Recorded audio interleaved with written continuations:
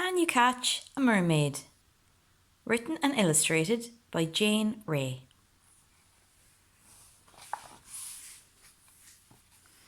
Have you ever seen a mermaid?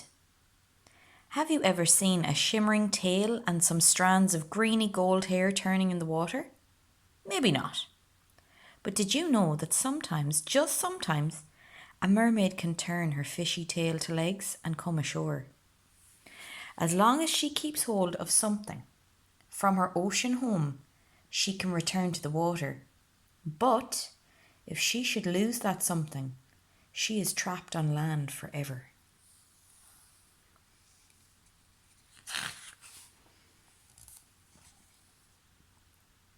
This is the story of Eliza, who really did see a mermaid. Eliza lived with her father Tom, who was a fisherman. Just him and her, comfortable and close, taking care of each other. "You are my little dolphin," he would say, holding Eliza tight in his arms, like the harbour walls protecting the little boats.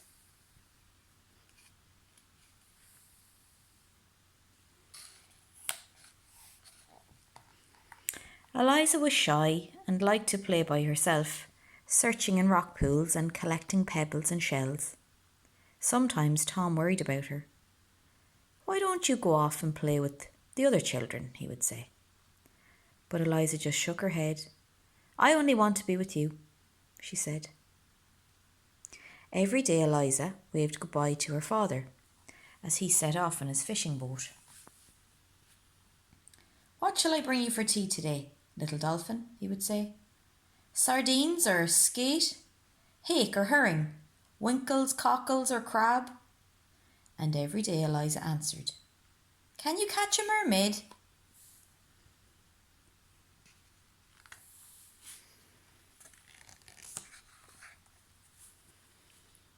One evening, as Eliza was waiting for the chug chug chug of her father's boat, she saw a girl of about her own age playing at the water's edge.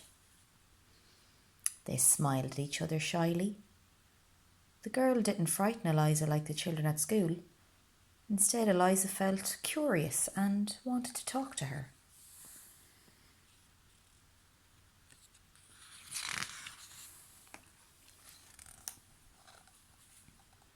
The next morning, when Tom set off in his boat, the little girl was there again. She gave Eliza a shell that was pink and gold, and when Eliza put it to her ear, it sang. "Can I be your friend, Eliza? Come and play with me, where the dolphins leap and the seagulls cry and the sand becomes the sea." The girls played together all day. By the time evening came and it was time for Eliza to go home, it felt as though they had known each other all their lives.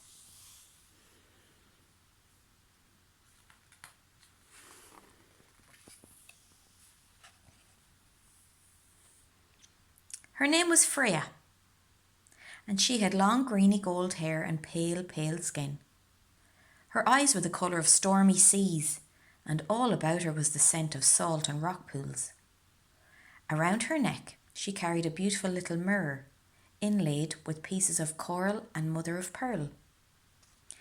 "Sing with me, Eliza," Freya called, and she taught Eliza songs so beautiful that they had to be shared.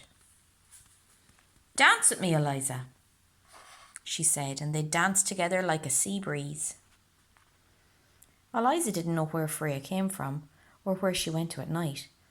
Sometimes she was there and sometimes she wasn't. And then Eliza was as lonely as a sandpiper.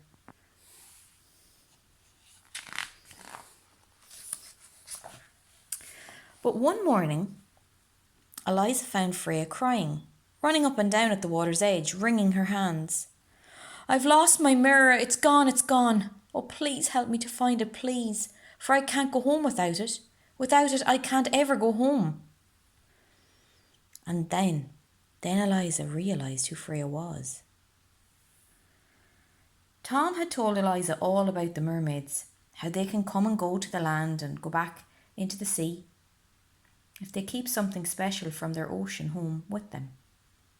Freya was a mermaid, and the little mirror was her special thing. Eliza took Freya's hand. "Don't worry," she said. "We'll find your mirror." Eliza and Freya searched all day, back and forth like beachcombers along the shoreline, but they couldn't find the mirror. That night Eliza took her friend home, and she and Tom cared for the little mermaid as if she was their own.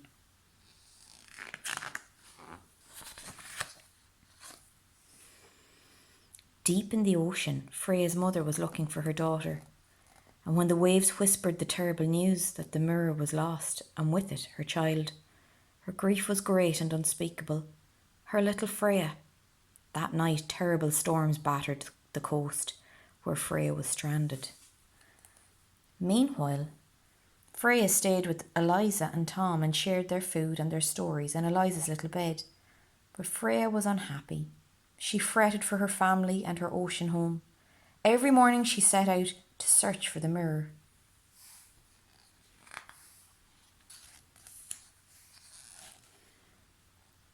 Now, Eliza had a secret. A few days after Freya's arrival, they were on the beach as usual looking for the lost mirror. Eliza clambered on the rocks where the sea rushed at high tide, and there she found the mirror, covered in seaweed. She washed it quickly, but instead of giving it back to Freya as she knew she should, she put it in her pocket. Eliza couldn't bear Freya to leave. Eliza took the mirror home and hid it in her secret box, and when she was quite alone she took it out and looked at herself in the watery glass.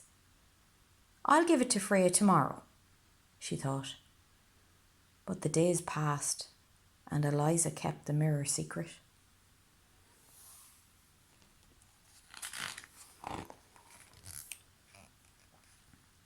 The days passed, and Freya grew thinner and even paler. She no longer laughed or danced on the sand, but spent her days searching for the lost mirror. The other families began to mutter about Freya. Their catches had dwindled to almost nothing since she had arrived, and now the weather was so dark and stormy it was dangerous to put out to sea at all.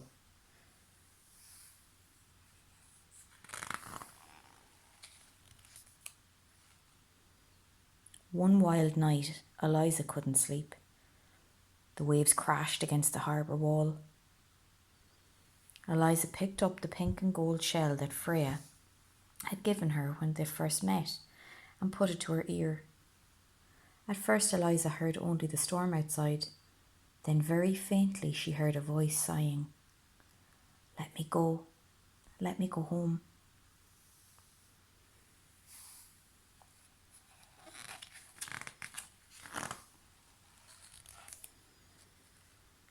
Eliza looked at Freya sleeping restlessly at her side. She knew what she must do. She crept to her hiding place, took out the mirror, and gently tucked it into Freya's hand. Then she climbed back into bed and fell into a deep sleep.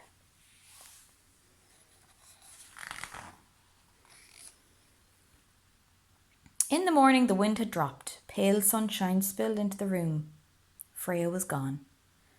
Tom set sail on a calm sea. Before he left, he held Eliza extra tight. "What shall I bring you today, my brave little dolphin?" Eliza smiled a sad little smile. But that day, Tom came back with nets full of fish, and from then on the village fishing nets were always full, and Tom's was the fullest of all.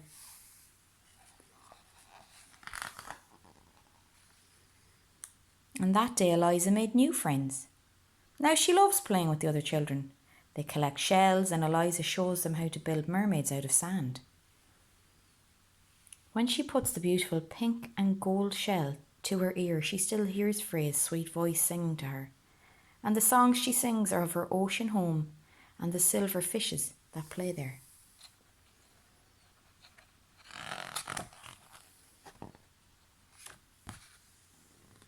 And sometimes, in still rock pools or in the deep green ocean, when Eliza is out in Tom's boat, she thinks she sees Freya smiling up at her through the water. Or maybe it's her own reflection. The end.